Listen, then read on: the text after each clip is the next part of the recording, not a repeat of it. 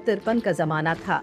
अंग्रेज सिंध पर कब्जा कर चुके थे, मगर उनके सामने एक नया मसला था, यहाँ के लोगों से बातचीत कैसे की जाए। जबान समझे बगैर हुकूमत चलाना मुमकिन नहीं था। इसी वक्त एक अंग्रेज फौजी अफसर कैप्टन जॉर्ज स्टैक ने ये जिम्मेदारी अपने सर ली। उसने फैसला किया कि वो सिंधी जबान को समझेगा और इसे एक मुनज़्ज़म बाकायदा शक्ल में लिखेगा। उस जमाने में सिंधी जबान पर इस तरह का कोई काम नहीं हुआ था, और यही वो शख्स था जिसने सबसे पहले सिंधी जबान के कवायद यानी ग्रामर और लुगत यानी डिक्शनरी तैयार की।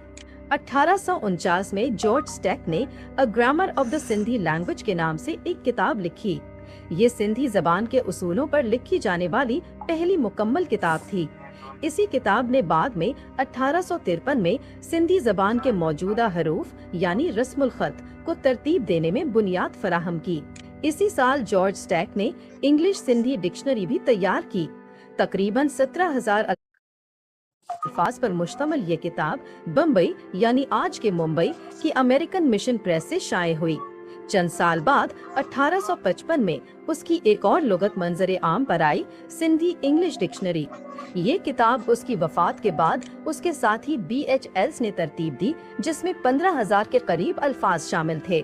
दिलचस्प बात यह है कि जॉर्ज स्टैक ने अपनी तमाम किताबें देवनागरी या खदाबादी रस्मुल खत में लिखी, जो उस वक्त सिंधी हिंदू ताजरों के दरमियान आम था।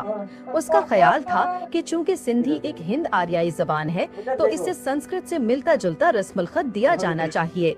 मगर उस जमाने में सिंध में अरबी फारसी लिखाई ज्यादा राइज थी, मदरसों में, दफातर में और मजहबी किताबों में। इसीलिए 1853 में जब बरतानवी हुकूमत ने फैसला किया कि सिंधी जबान के लिए सरकारी रस्मुल खत कौन सा होगा, तो उन्होंने अरबी फारसी रस्मुल खत को अपनाया। अगरचे स्टैक का तरीका इख्तियार नहीं किया गया, लेकिन उसकी किताबों से इस फैसले के दौरान बार बार मदद ली गई। जॉर्ज स्टैक के दो करीबी साथी भी थे, पंडित सचानंद और जीतानंद, जो हैदराबाद सिंध के रहने वाले थे। दोनों सिंधी जबान के माहिर थे और उन्होंने स्टैक को रोजमर्रा बोलचाल, मुहावरों और अल्फाज को समझने में बड़ी मदद दी। कहा जाता है कि जॉर्ज स्टैक ने अपनी तहकीक में इतनी मेहनत की कि उसकी सेहत बिगड़ गई और दिसंबर 1855 में वो दुनिया से रुखसत हो गया।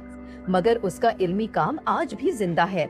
उसकी बनाई हुई लुगतें कई बार दोबारा शाये हुई और बाद में सिंधी लैंग्वेज अथॉरिटी ने 21वीं सदी में इनके नए एडिशन शाये किए।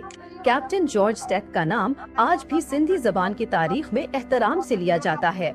अगरचे वो एक अंग्रेज अफसर था, मगर उसने अपनी मेहनत और